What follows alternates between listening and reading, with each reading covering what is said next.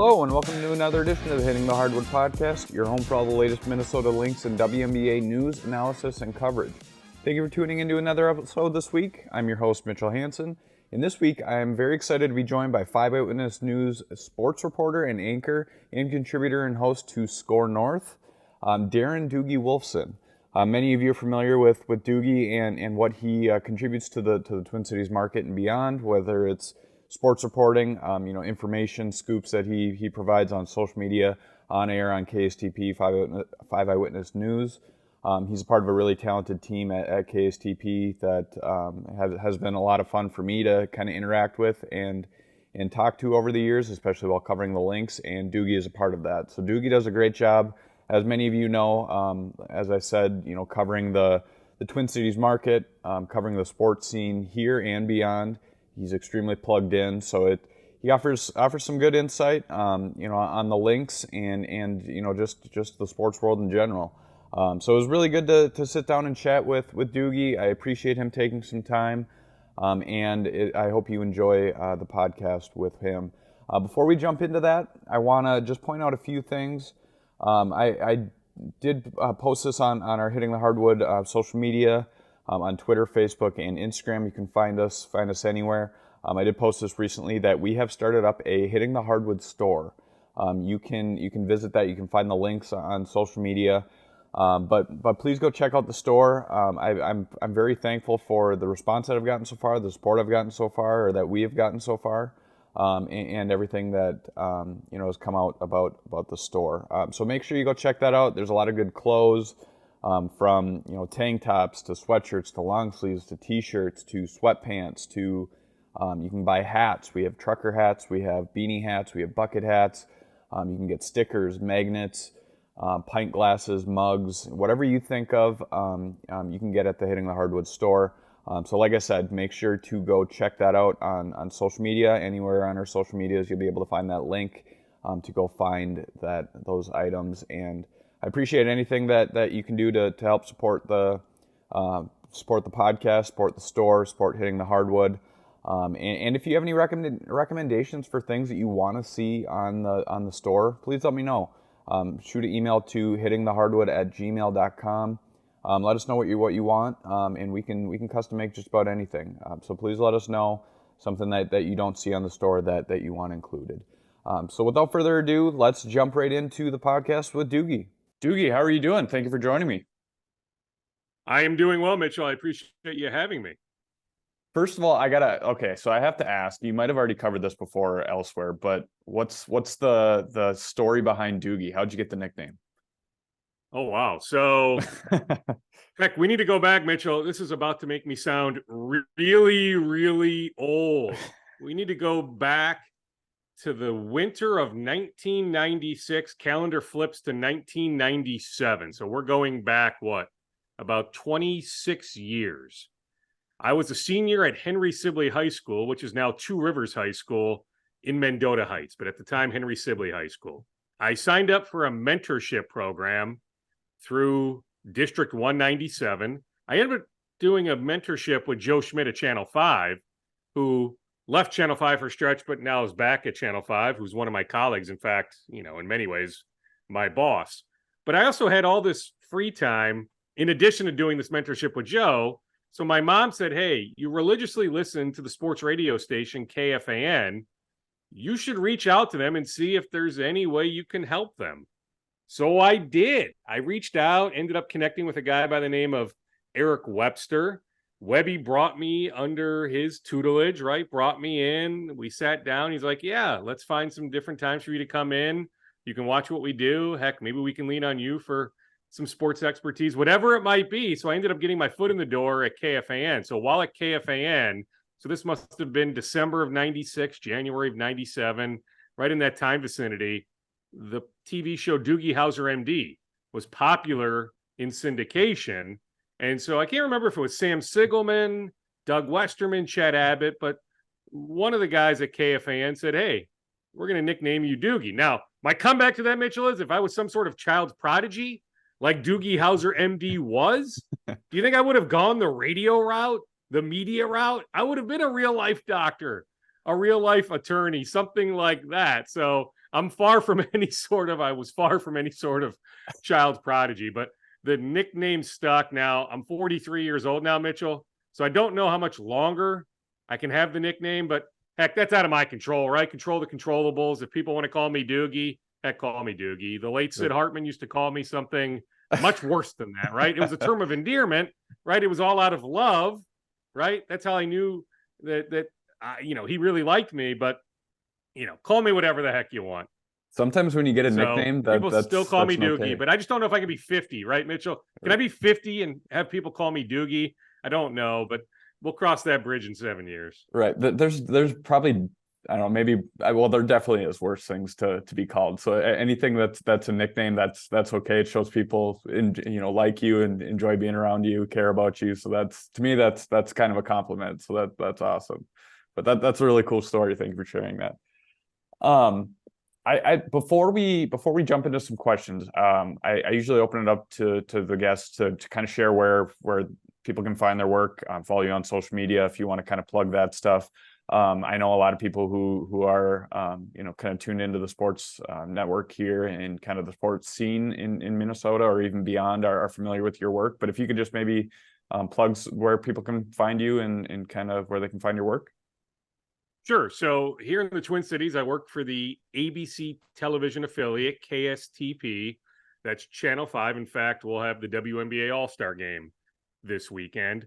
So if you're in the Twin Cities viewing area, which extends about an hour into Wisconsin, western Wisconsin, about 2 hours north, not quite Duluth, not even quite Alexandria, a little south of Alexandria. But heck, if you live an hour and a half from the Twin Cities, you likely get Channel 5. So it's not only, the millions of people here in the Twin Cities, but it extends far enough out. So that's the A job. So I'm oftentimes on Channel 5, but also do a lot of behind the scenes type work, editing, writing, web work, stuff like that. The only thing I don't really do is pick up a camera and shoot video. I just don't have that particular skill set, but I can do stuff on air and off air. I also help out. So Channel 5 is owned by the Hubbard family, Hubbard Broadcasting. They own 1500 ESPN, which is the radio frequency on the AM dial, the home of Minnesota United, plus St. Thomas Athletics back in the day, the former home of Twins baseball. But now they've transitioned a lot to YouTube plus podcasting, where they can monetize those two platforms. So I help out an entity called Score North, SKOR, Score North, but that's under the 1500 ESPN umbrella. We're all one big happy family. So I'm doing some podcasting, some YouTube work for them in addition to the TV work. Then I'm active on social media, Twitter at @DWolfson KSTP. I'm on Threads now. I'm on Instagram. I believe it's @Doogie Wolfson. I'm still getting accustomed to it, Mitchell. Me too. It's too much for me. It's overload, but I get it. My line of work, you need to be involved in those things. And so I am. And it's helpful too. I won't lie. It's not like, it's always overwhelming. I mean, I can't tell you how many different story tips or, just acting with a certain person that has occurred because of Twitter direct messaging, right? So Twitter, very, very valuable. So I'm active on there. Facebook more for family and for of a Facebook page. I don't have Snapchat. I'm trying to think what else there is. Social media wise, what am I forgetting? So I have TikTok. Threads. I have Twitter. No TikTok, no Snapchat, but definitely pretty darn active on social media. Mm-hmm. I guess what you kind of talked about your kind of how you got your nickname, how you kind of got your career started off. But what kind of mixed in between that and where you're at right now? How did you kind of get involved into where you're at right now and kind of your journey to get there? Yeah, so at KFAN, I worked a lot with Sid Hartman's son, Chad Hartman, who is now on WCCO Radio, the former play-by-play voice of the Timberwolves. Also did some broadcasting for Twins games back in the day. So he was one of the afternoon hosts at KFAN, in addition to Dan Barrero, who now does a very successful drive time afternoon talk show on KFAN. So I worked with those two. They ended up splitting at some point. Can't remember the exact year, 05, 06, 07, somewhere in that time range, maybe even a little bit earlier. And I ended up going with Chad. So Dan did his own show with his own crew. I ended up working with Chad. Well, Chad and I got laid off from Clear Channel, then Clear Channel, which is now iHeartMedia, back in January of 2009. So I had fun being his sidekick, his filter, his producer. So I booked guests. I'd come up with segment ideas, right? He'd bounce stuff off of me. Plus, I did some fill-in hosting work as well at KFAN. But laid off in 2009, I'm like, oh crap, what the heck do I do now? So I ended up doing some freelance work for a year, worked for MLB Network for a stretch during spring training, covered the Vikings that 09 season, the first Brett Favre year. That was a great year for CBSSports.com. So I was in the belly of the Vikings beast every single day. I'm out there a lot now with TV and Score North duties, but not literally every day. Back in 09, I was there literally every day that there was availability. And so, I'm doing all that. I'm starting to develop more and more relationships. And I just came to the conclusion, Mitchell, that back then I figured Sid was slowing down. Charlie Walters at the Pioneer Press was slowing down, that there was this need for somebody that likes to chase news, that cultivates these relationships, builds these sources, can really, really report. I had gotten to know so many people through Chad, through booking all these radio guests, that I had all these phone numbers. I had all these relationships. So I'm like, you know what? Let me reinvent myself. Let me find a way to be, as best I can, a news breaker, or at least be on top of the news. If somebody else breaks a news story, hopefully I can then come in on the backside with additional information, right? Just being on top of everything that's going on here in the Twin Cities with the Twin Cities sports scene. And so I started to cultivate that, the rest of 09. Then late 09, Joe Schmidt had left Channel 5. He had some kids in high school, wanted to spend more time with them before they headed off to college. He ended up working for Tom Petters, who now is in jail for running a Ponzi scheme. So Joe was out of a job after Tom Petters went to jail. Channel 5 could never adequately replace Joe. They went a couple sports guys, could never adequately. So they brought him back. He was, a couple of his kids had moved on to college, so they were out of the house. He had more freedom at night.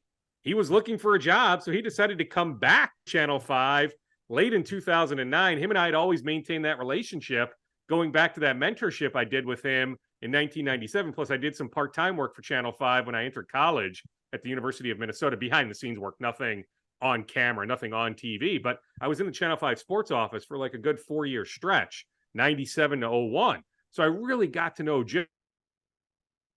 Knew that I was looking for something. During my KFAN time, I ended up doing some fill-in work at Channel 9. One of the news directors loved to listen to.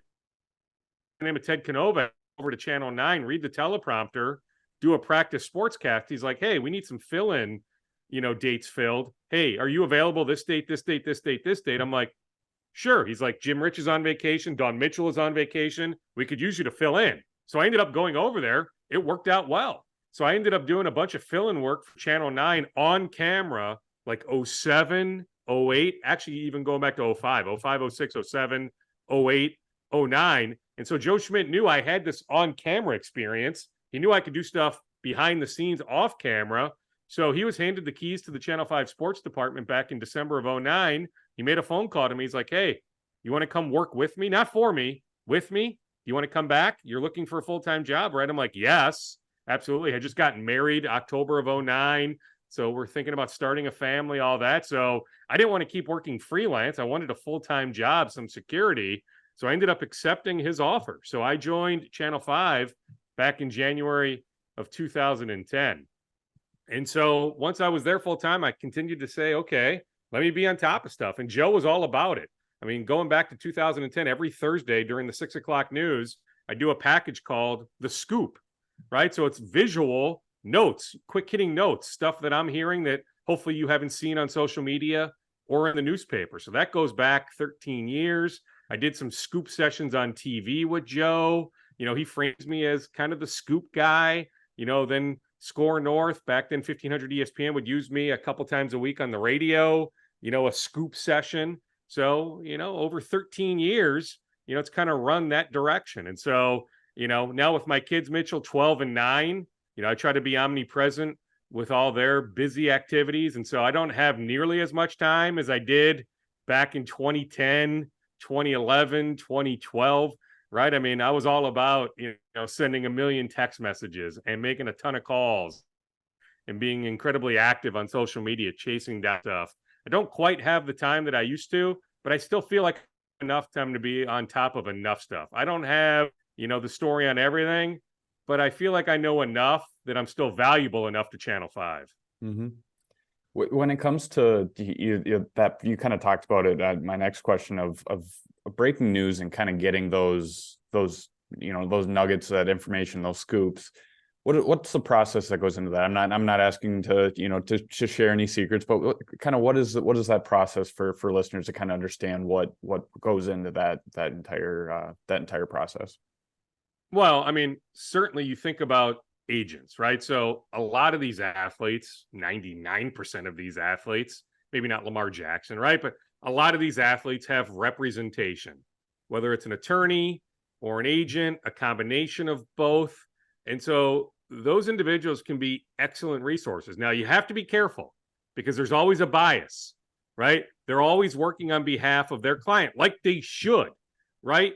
So to me, I'm all about, like, if they give me a tip, I want to be able to vet it through the team, somebody else, an independent source. I'm always aiming for two sources on a story. Certainly always aiming to get somebody to go on the record, but oftentimes that's not possible. But I oftentimes will vet stuff through a second source before putting it out on social media or on TV or on Score North.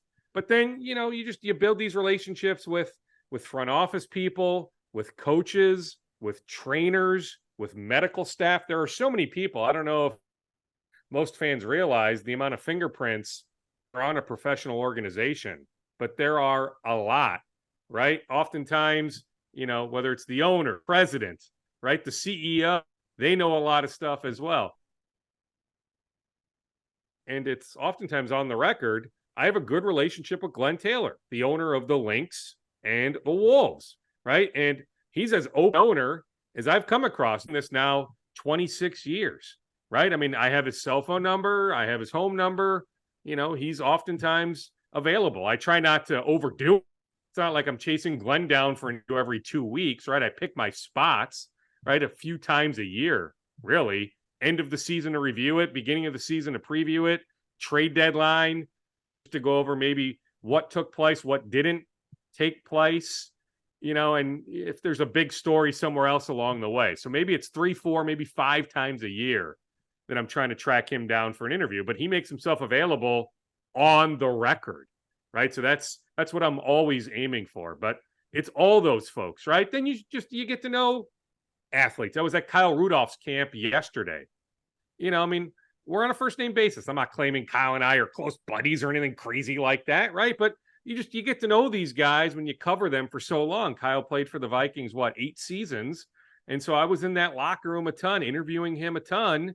So, some of these guys get to know you. Not all of them, right? A lot of them think we're the scum of the earth media, right? But for enough guys, you build a good relationship. I'm connecting tomorrow with Josh Metellus, the Viking safety, who I think is going to have a big role this year in Brian Flores' defense. He works out here in town, so it's summer vacation, but in an NFL player's world, there's no such thing as summer break, right? Maybe for a couple days, July 4th, July 5th, but then you're right back in the gym July 6th. So I'm connecting with him for a pre-training camp story from building a relationship with him in the locker room. So COVID stripped a lot of that, right? That COVID stretch where we did not have locker room access, but we get enough locker room access where you can really develop relationships with the athletes themselves. So you can lean on them at times if you need to source something out. Mm-hmm. That's what's kind of nice to me about, obviously I'm a little bit more involved with the WNBA world and kind of dealing with individuals and personnel within, the Lynx or with other teams or with the league office. And it seems like maybe more than more than maybe other leagues, you kind of have a little bit more access to be able to build those relationships like you talked about, whether it's players, coaches, front office, anything else. To me, that's only helpful. That's a sign that everybody wants the game to grow. They want that exposure to continue to hit the league. And I think that's only gonna, that's obviously only gonna help, just because, a lot of reporters and writers, we're not trying to, find dirt. If you get that news, you get that news, but you're not trying to find the bad. You're just trying to find anything. And that's, that's something that the Lynx have been very, very, open and kind of making themselves available. Cheryl Reeve is one of the best ever when it comes to being able to talk to her, but a lot of them are available, which, to your point, like Glenn Taylor, it helps. That's huge to have not only somebody on the record, but somebody that's just available, willing to talk to you, willing to have a conversation. And I think that's only going to help, help both sides in helping the game grow. So that's absolutely. And the league isn't slowing down. It'll continue to grow and grow and grow. Imagine when Caitlin Clark enters the league, right? Paige Becker, some other college stars, right? It's not slowing down whatsoever. But I think about being at practice on Tuesday, right? And you may have been on the Zoom, and you're oftentimes on the Zoom, you're covering games in person. But for this particular practice, right, it was me, it was Kent Youngblood from the Star Tribune. Channel 4 had a photojournalist. Channel 9 had a photojournalist. Then there was a photojournalist with me, right, for Channel 5. So there were 3 cameras shooting the interviews, Kent Youngblood and me. That was it. In person, Mitchell, right? So you have a chance to ask a bunch of questions, right? And you show up enough. Yes, Cheryl gets to know you on a first name basis. Then you cultivate those relationships, right? Nafisa, we spoke with Lindsay Allen yesterday. We spoke with Dorka, who I won't even attempt to pronounce her last name, right? But just to be able to ask 6, 7 questions to get to know these athletes in an intimate setting is really, really valuable. So I'm with you. You want to be where the story is, right? So when you can be at practice or at a game, right? There's nothing better than that. But yeah, certainly with the WNBA, right? It's great. We didn't get it yesterday. For some reason, they ended practice early. So by the time we went in there, they just had wrapped up practice. And so we got right into interviews. But oftentimes we get to watch the last 30 minutes of practice, right? That's fantastic to watch the guys that come in, the scrimmage against things players, right? Shoot around. We get access the last 15 or 20 minutes. So on a game day, we're watching them go over stuff, right? That's when you can really tell how good of a coach Cheryl Reeve is, the way she's teaching. So I love it. We don't get that sort of access in the NBA. We do in the NHL. We're allowed to watch wild practice, the entire practice. Could you imagine that, Mitchell, if we got to watch the entire Timberwolves practice, right? We get to watch go for basketball practice a season. Now, St. Thomas, as they're trying to build their brand in the Summit League, new to Division I, it's great. Whenever I ask to go over to St. Thomas, Johnny Tower, my favorite people, the men's basketball coach, you can sit there and watch the entire practice. It's fantastic. I like the Gophers, very, very rare. The Wolves, just about maybe once in a blue moon. Vikings, training, yes. When the regular season starts, we get the 15 to 20 minutes. So it's enough time to figure out who's out, who's not out there, right? So you take attendance. You get to watch the guys stretching. They may be going through individual drills. But when they start to do team stuff, they kick us out. Baseball's a different breed, right? Guys are they're 2-2 o'clock game. They're kind of getting their own work in. But anything they're doing on the field, we have access to. But that's a different breed. Soccer, yes. I was over at Minnesota United practice last week. They let us watch the entire practice. But that isn't always the case. If they're working on super strategic stuff, they usually kick us out, but they give us excellent access. I think it speaks to what you're talking about with the WNBA. The MLS is in the same boat. So, yes, to me, you want to be, the story is, you want to be able to gain as much knowledge as possible. Being present is a big deal. So I love, maybe even more so than attending games, I love attending practices. I think you learn watching practice oftentimes than you do watch games. You kind of talked about, a little bit about the Lynx. You said that you're obviously at practice, the other day as we're recording this, but what's your thought on, what we've seen so far? It's been kind of a common theme of what we've seen the last couple of years, a slow start. They kind of bounce back and then they're kind of up and down the rest of the year. Obviously, we don't know how this year's going to play out yet, but what are your thoughts on kind of what the season's been so far? And maybe you talked about that at practice. Yeah, I mean, after the 0-6 start to now be as we're sitting here 9-10, we'll see how this Wednesday afternoon game goes against Dallas, who has the win against Vegas, right? So not an easy opponent on Wednesday afternoon. But as we hit the All-Star break at either 9-11 or 10-10 after the 0-6 start, I'd say pretty darn good, Mitchell, right? Mm-hmm. I think we know at this point they are better than, LA, Phoenix, Seattle, right? And so they're stuck in the middle, right? And I'm not a big fan of middle purgatory, but I don't necessarily think they'll be stuck in the middle long term. That's just where they are this year. In fact, Glenn Taylor put it good with me before the season that, hey, we signed Cheryl Reeve to this 5-year extension. We knew year one of this 5-year extension, we'd take some lumps. We fully plan on years 2, 3, 4, and 5, or 4 of the 5 years of her extension, competing at a very high level. But we knew this first year was going to be a roller coaster, some up, some down. So it's just as Glenn Taylor told me preseason.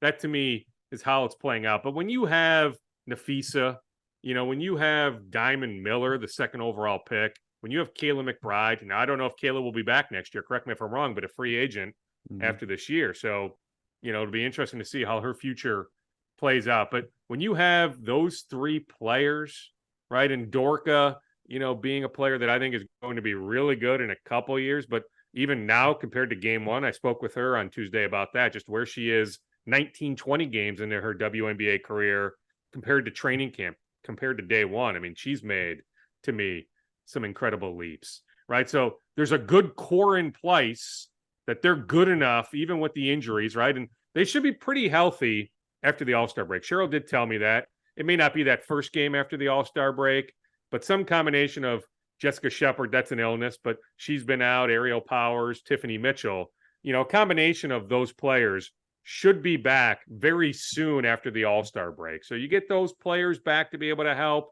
the core they currently have in place. You see where the future can be bright just because Diamond Miller's ceiling to me is so incredibly high. I think we may look back at the 2023 draft in 3 or 4 years and say, you know what? Like Aaliyah Boston, okay, really good player. Good for you, Indiana. But I think in 3 or 4 years, Mitchell, now, hey, I may be wrong on this. This is my opinion. But I think in 3 or 4 years, we're going to look back at the 2023 draft class and say Diamond Miller is the best player from this draft class. So you have that core in place. They're going to win enough games. I think they'll end up finishing with 17, 18, 19 wins. Who we've seen this first half, I think will play out in the second half, right? And I don't know where that gets you at the end of the year if you finish with 18 or 19 wins, right? Vegas is clearly the class of the league, the gold standard of the league. The Lynx are not winning a championship this year, but with Cheryl's leadership, she to me is as brilliant a tactician as there is in basketball, men or women. I just think she's a brilliant coach. So you combine that with the core they have in place, with what they'll be able to do next off season. We'll see what first round pick they end up getting, right? How high they can get with that first round pick in 2024. To me, the future remains very, very bright. Mm-hmm. Yeah, I agree with that. And, a lot of people are saying, Minnesota's kind of putting themselves in a rough spot of, I don't want to say that, fans want them to tank, but fans want them to get Caitlin Clark and Paige Beckers if they come out this year. Can I stop you there though, Mitchell? Yeah. Do you know for sure, you study it more than I do. Do you know for sure that Caitlin and Paige are going pro?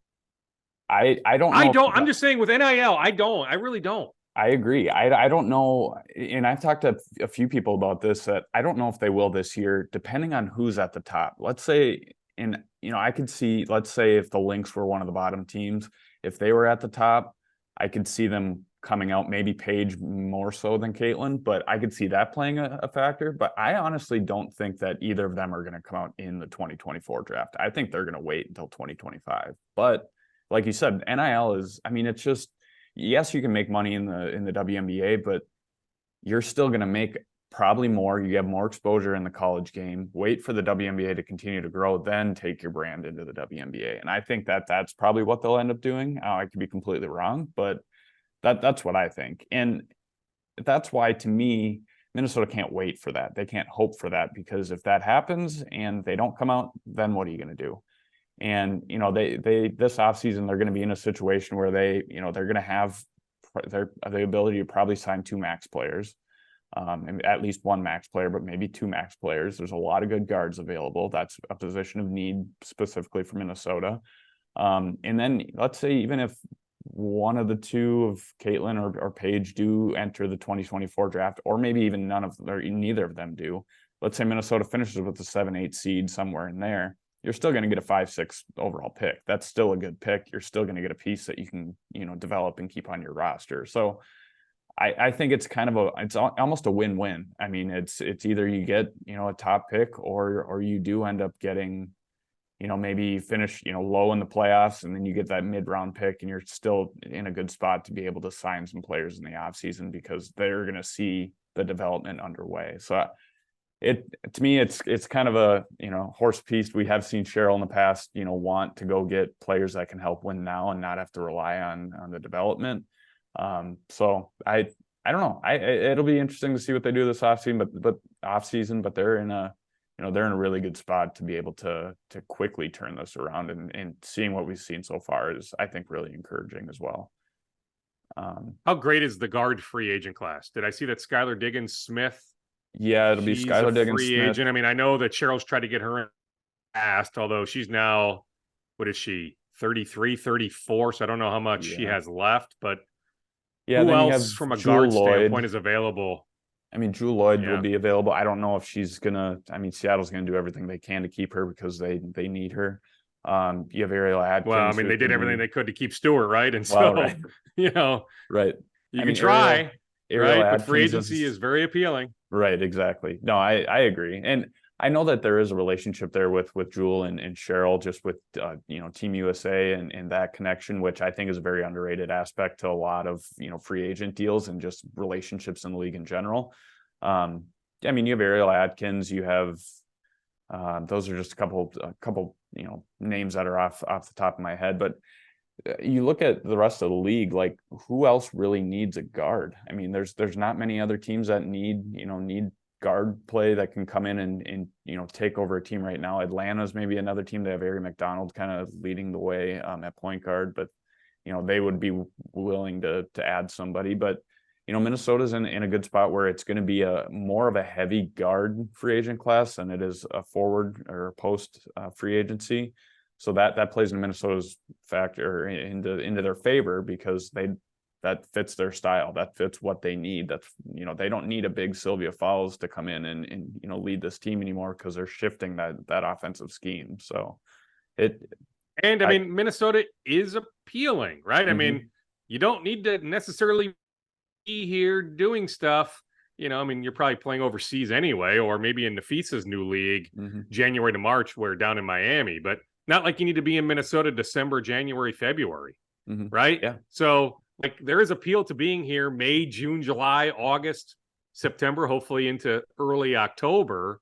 And, the practice facility, all that, the way the Lynx organization takes care of their players, right? I mean, I don't have intimate knowledge of how Vegas takes care of their players, and Seattle and New York and going up and down the list, DC, right? But I have to imagine the Lynx have to be up there. The NFL Players Association recently had a survey of how NFL organizations take care of their players. The Vikings finished, right at the top. I mean, there were 10 different categories, but the Vikings were the elite of the elite in terms of how they take care of their guys. I would imagine if there was a comparable survey done with WNBA players, that the Lynx would finish among the top 3 or 4, if not first, right? But second, third, fourth, somewhere like that, just the way they take care of their players. And so that to me has appeal. Word spreads among these players, and so they know. And so I think the Lynx have a lot to sell a free agent come the off season. Yeah. I mean, I talked to Tiffany Mitchell earlier this year, and she said exactly that. She played in Indiana her first 7 years, and she's like, the facilities played a huge factor in my decision to come here.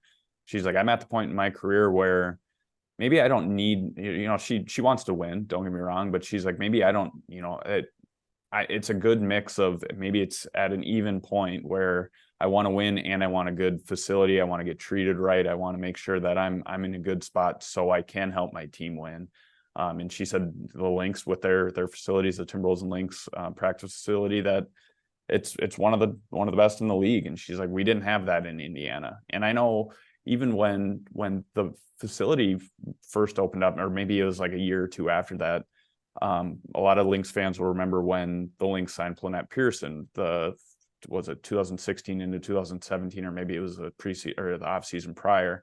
But she was a part of those championship runs, where I remember I was working down with the Timberwolves and Lynx at the time, and she was walking through our offices that are right next to the practice facility, kind of connected to the practice facility, walking around our offices, and you could just tell she was in awe. And she even said, "Holy cow, like I've never seen anything like this." And that, to me, that says a lot, because those players, that matters to them. And along with the relationships and everything else. And it is more than just what takes place on the court and what stage that a team is in. So it's Minnesota's right up there. I do agree with you. Yeah. I mean, especially with the upper echelon players, the money is the money. It's not like Major League Baseball where, a player might have an offer for 6 years, $200 million. Then another team's offering them 5 years, 140 or something like that. Right. I mean, money is the money based on the cap. And so, yeah, you start to think about all those other things, even just being there in downtown Minneapolis, close proximity, to many different apartments and condos, places to live, right? That it's not a long commute. Heck, you might be able to walk to work, right? You don't. Telling you, I think it's going to be an active offseason for the Lynx. I imagine if we have this conversation a year from now, we'll be talking about the Lynx as one of the 3 or 4 teams in the league. Yeah, I agree. You kind of talked a little bit about, being able to watch practice, seeing Cheryl kind of operate, and you've been around Cheryl for a while. You're very familiar with Cheryl, and you have that relationship with her. What do you think of how she's done, maybe transitioning this team? Obviously, they're not done yet. They're not to that, they're not back up there to that spot that we just talked about, the 3 or 4 top teams in the league. But she's done, to me, maybe one of the more impressive, or she has been, one of the more impressive coaches, maybe front office. It's kind of a mix of both with her, a front office role. But how do you think that she's done in transitioning out of that dynasty era?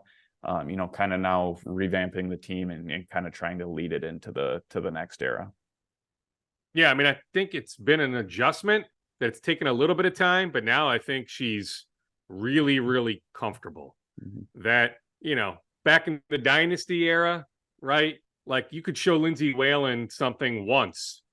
Lindsay would grasp it, be able to execute it, communicate to her teammates, here's where you need to be, here's where you need to be, here's what we need to do, here's why this will work, right? Here's our defensive, concept, scheme, right? Here's where you need to be, you. Let's just go out and execute. Let's play at a high level, right? Well, now you bring in a lot of young players, right? So there's a lot more teaching, right? So I think the adjustment was, gosh, I could communicate to Lindsay or Maya or Simone or Rebecca or Sylvia once, and they would fully grasp it, right? Now it's constant communication, constantly going over schemes, concepts, the why, the how this is going to play out, right? So it's a lot more of that. So I think that's been an adjustment. But now at this point, halfway through this season with this new roster, I mean, I remember last year, Mitchell, Cheryl telling us on a regular basis how much she had to coach up effort, right? Like, I think that was wearing her down. Like, she didn't understand why her team couldn't play hard on a regular basis. I still think that's a skill. I'm with Jim Peterson on that, my guy Pete, right? He thinks like playing hard is a legit skill. Other people will say, well, no, like that's not a skill. Like, everybody should be playing hard. Yes, but not everybody does play hard, right? That's not an issue with this group. So I think that's super satisfying to Cheryl, that she doesn't need to coach effort, but she's such a great communicator. I'm telling you, I just think she's a brilliant tactician too. X's and O's, all that it's taking some time. It'll continue to take time the rest of the year, but that this group is really grasping what she's teaching them. And she's really enjoying getting down and dirty, right? Showing them the why and the how behind everything she wants to do. So I think she's adjusted big time, but it's just taken some time because you think about that dynasty era, how good that core was and how they understood everything, snap of the fingers. It just isn't that way anymore. So it's taken time to get them, hopefully one day, close to that point. I'm never sure we'll ever see the duplication of that dynasty era, the way those players grasped everything she wanted to accomplish. But I think in her mind, she can get it somewhere close in the next couple of years. Mm-hmm. One thing that I've noticed about her this year is she almost seems maybe more content with where they're at right now than she ever has. Last year was, I think, a big learning year, for her to, like you said, just to kind of understand, like, okay, this isn't the team that I came here and had for the first, however many years, 8 years or whatever it was. And, seeing, all of those players kind of, depart and go away. And now they have a new set of personalities, players, skills, all of that stuff. Last year was a really big learning curve, but I think now this year, like you said, she can vision what this team is going to look like and what it's going to look like beyond this year. And she's very content with that. And now this year, she knows that, you have to set the foundation to be able to build back up to that. And that's something she's been able to do. And she's taken it in stride this year. And to me, it's a little surprising just because we're used to, Cheryl kind of win. I want to do it now. I don't want to wait kind of thing. But, she's playing the long game this year, and she's been very vocal and public about that, which is great. But yeah, it's weird, but it's nice. It's good. It's a different Cheryl than what we've seen in the past. But yes. Now, hey, she tried in the off season, right? Yeah. To not have it be this way Right. when you're chasing Brianna and just about every superstar that was available, but certainly Stewart at the top of that list, right? So it could have been much different if she had convinced Stewart to come here. Yes. Right. But it didn't work out that way. But yeah, I think she's been re-energized this year in so many different ways. Even talking to her on Tuesday, Mitchell, like she wasn't bothered by what took place on Sunday. Mm-hmm. She just thought Vegas is such an incredible shot-making team, right? Are they still at about 50% shooting, which is ridiculous? Yeah, it's crazy. I mean, they make a ridiculous amount of shots, contested shots too, that Cheryl wasn't even bothered, even though they lost by double digits, got blown out really on Sunday against Vegas. Cheryl wasn't bothered by that because she just thought Vegas was playing at such an incredible level. Now, hey, they have a long way to go to get to that Vegas level, but that Vegas core outside of Candace, they've been together for a while, right? But like, she wasn't bothered. I'm just telling you. I mean, Lynx fans can be bothered by it. That's fine. Have any opinion you want. But I'm just telling you, when speaking with her on Tuesday, she wasn't bothered. I mean, she thought her team did a lot of good stuff. That Vegas just made an incredible amount of difficult shots. And hey, Vegas, at this point, maybe New York, but like Vegas is going to win the championship again, right? I mean, they're the heavy betting favorite. And so, you find a way to try to get to that level. You'll wonder in a year or two, does Vegas have that same core together? Maybe, right? I mean, Vegas is also a destination, right? We talk about Minnesota having a lot to offer. I imagine Vegas does as well, right? But like, she wasn't bothered. So that to me showed me something, because I think old Cheryl would have been super, super bothered by the way Sunday's game went, even 48 hours later talking with her on Tuesday. But she wasn't. Like, she was accepting, and she really likes what this core has accomplished, especially after losing those first 6 games. So you go back the last 10-ish games, the way Diamond Miller has come back from the ankle injury, really hasn't missed a beat in Cheryl's words.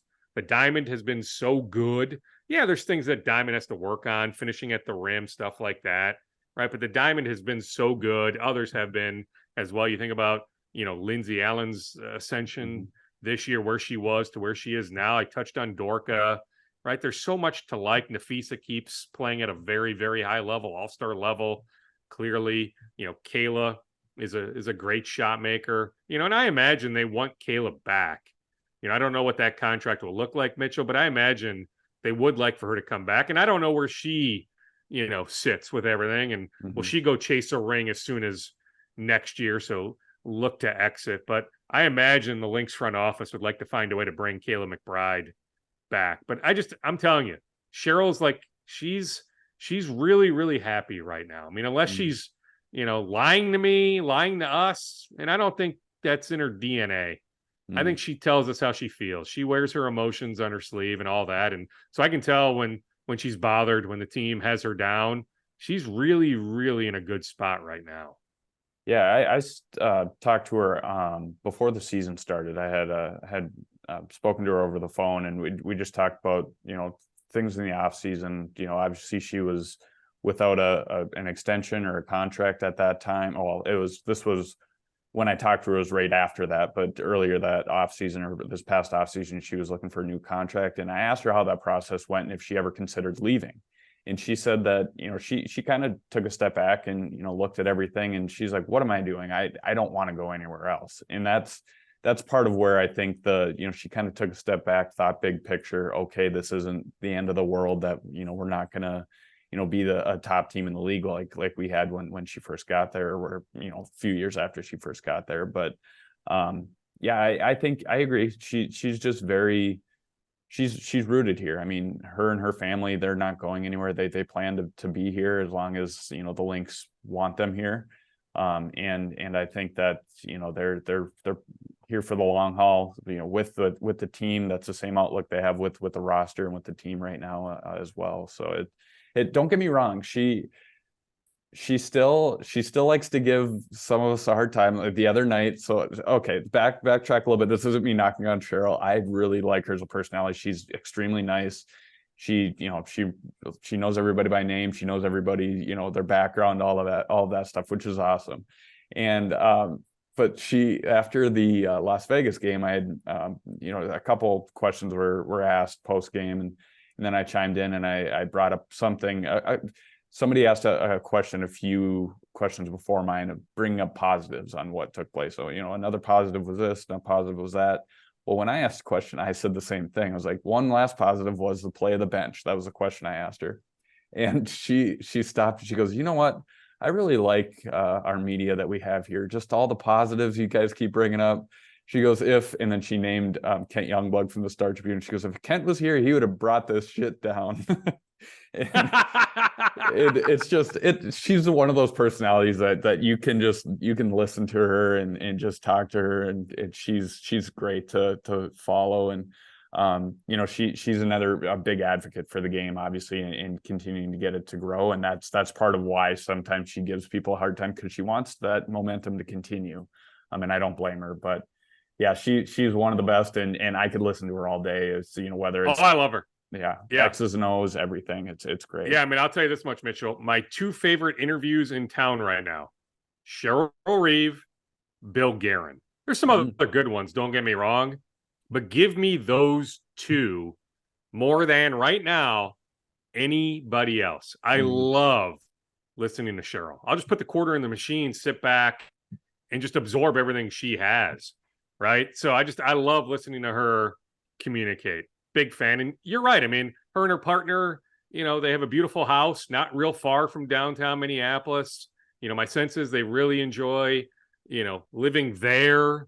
Right. Her significant other has a really good job with the organization.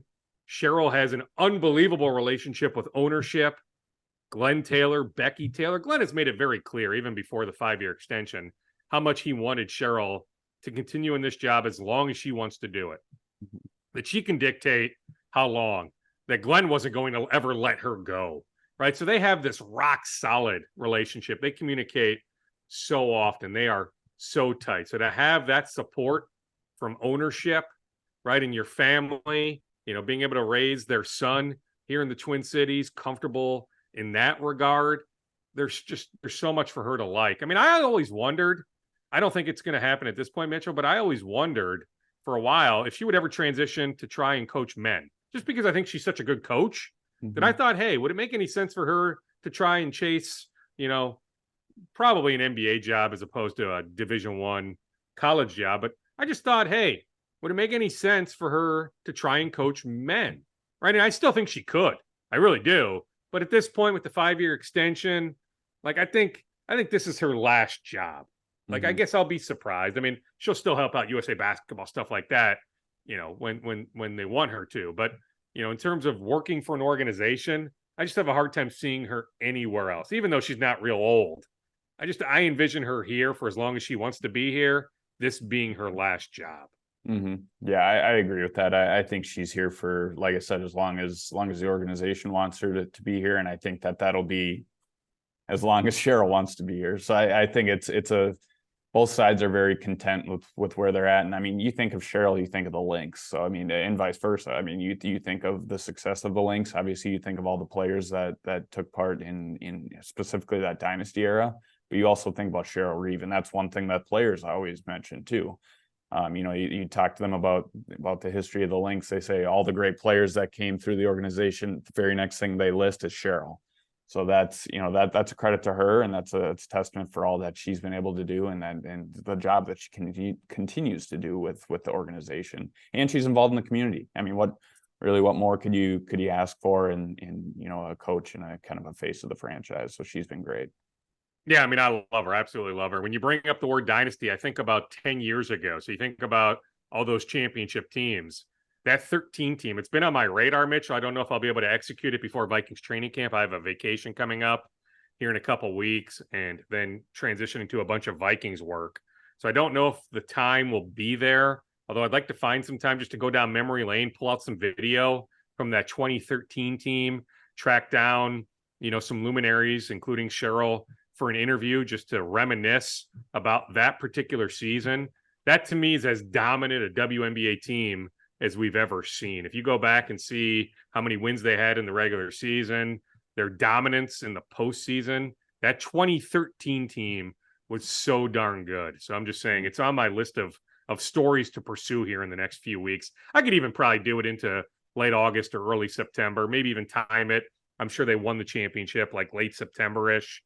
So maybe I time it around the 10-year anniversary of the week that they won that 2013 championship. But I just think about that 2013 team, how good it was.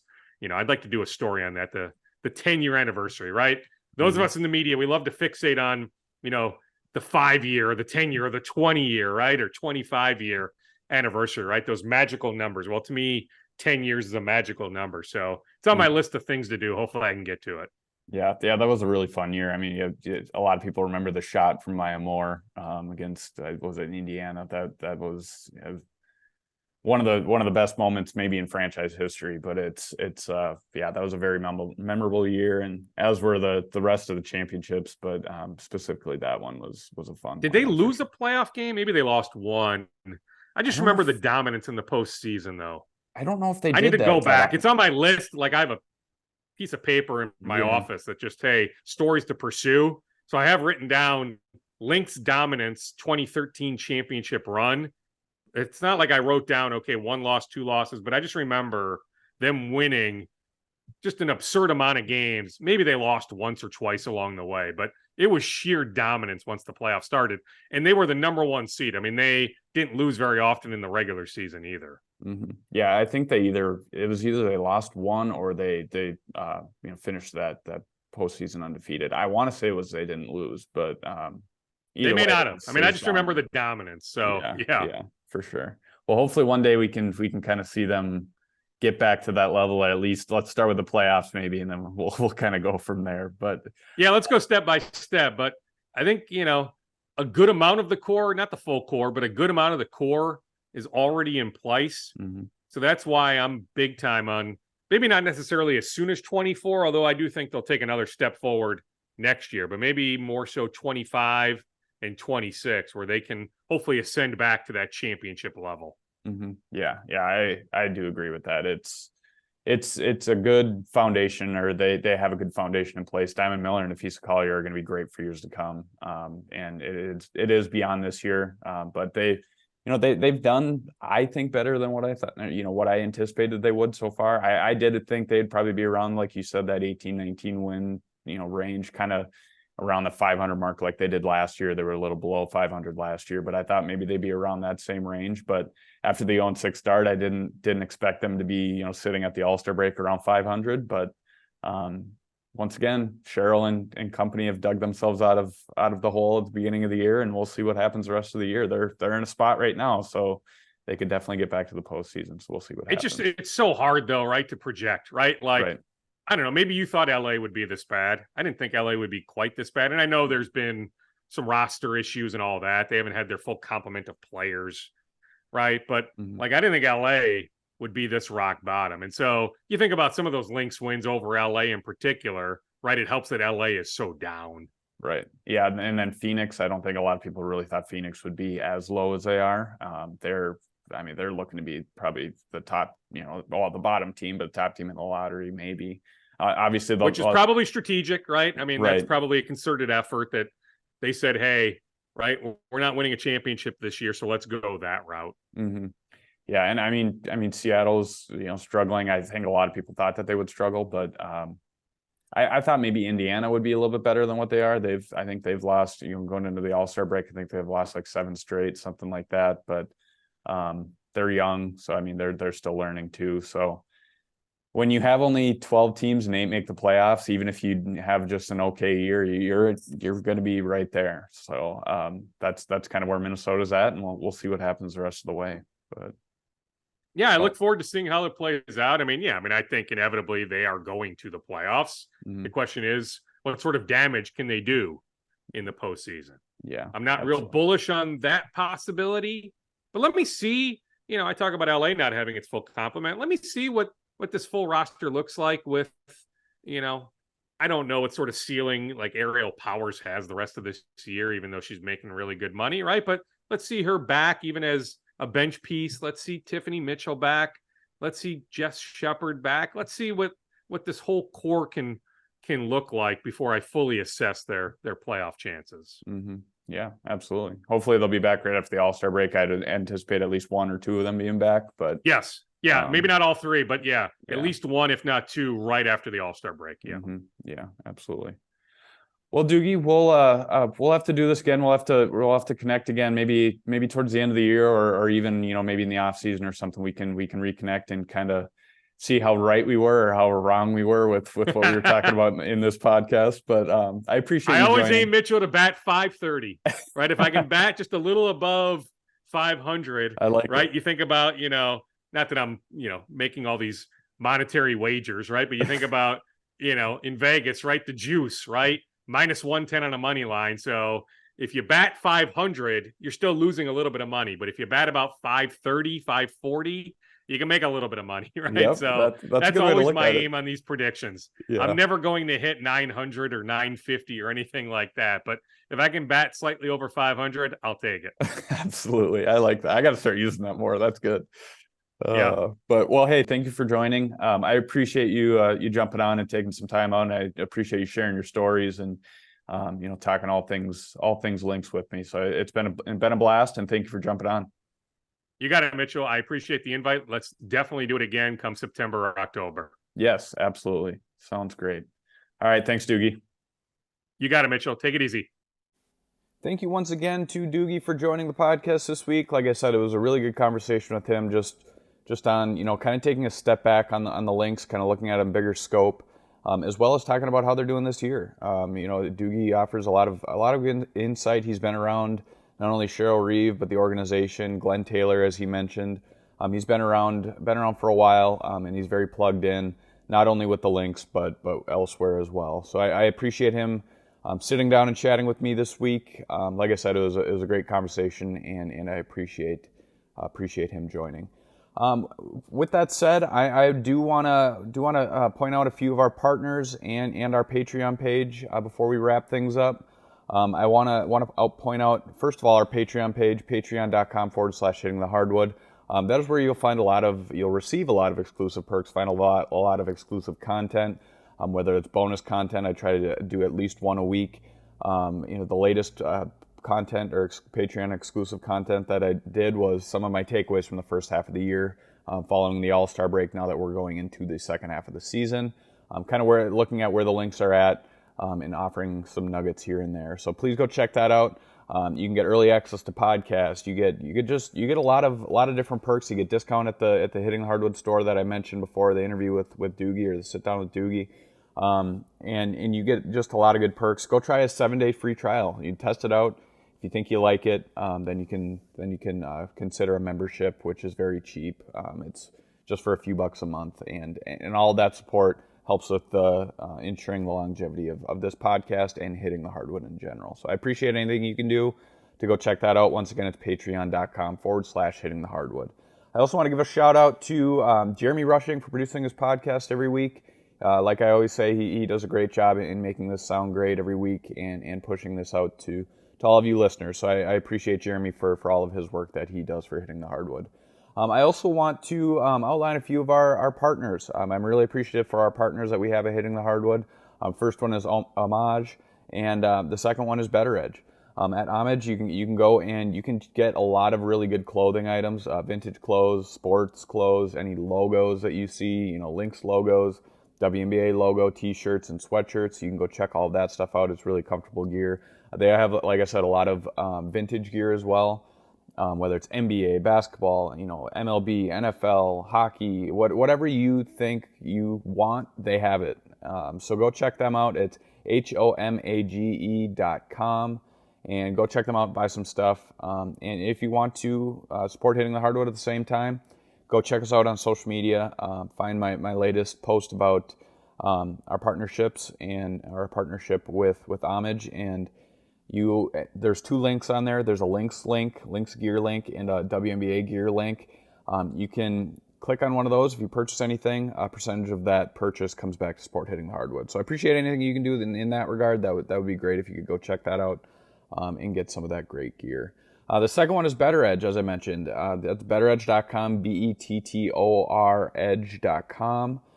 If you go check out betteredge.com/links, you get free $20 in free play to place any bets that you want. So please go check that out. Like I said, betteredge.com/links. Use the promo code LYNX, LYNX, and you get that $20. That's if you are a first-time user. When I use Better Edge, which is quite regularly throughout the WNBA season and around the year with other sports, I really enjoy the competition aspect of it. You can create leagues. You can do pick'em leagues, or not leagues, but competitions, excuse me. And I really enjoy being able to do those competitions, going up against other people. A lot of times people are taking my money, which you could do. So come take my money. Come play against myself. Come play against other fans, other bettors, and it's really a lot of fun. So go check them out. It's betteredge.com, BETTOR edge.com. With that said, we are officially here in the second half of the regular season. The All-Star break has wrapped up. Nafisa Collier represented the Lynx over the All-Star weekend in the All-Star game, making her 3rd appearance. It was a kind of a great showcase, great weekend, as it always is, and it's a great break for everybody too. I think that's maybe one of the more important things for the Lynx. They get a break here now before the start of the second half of the season. Hopefully finishing out the season strong. They had a few, the 2 games leading up to the All-Star break. They had a bit of a road bump in taking a step back in a few of those games against some top-tier opponents, Las Vegas and Dallas. But the Lynx have, after that 0-6 start, they've turned things around a little bit, entering the All-Star break at 9-11. So they hope to finish the year out strong, and we have 20 games left before the postseason begins, or before the regular season ends, I should say. And it'll be an entertaining second half. So with that said, I appreciate you listening. I appreciate you tuning into another episode of the Hitting Hardwood podcast, and make sure to go check us out on social media. Check out the website, check out the store, as I mentioned, check out our Patreon page, and continue supporting Hitting the Hardwood. We're not going anywhere, so we'll be here. We're going to keep doing this as long as we possibly can, and your support is greatly appreciated in our attempt to do so. So thank you again for listening, and I will see you guys again next Tuesday. Have a good week.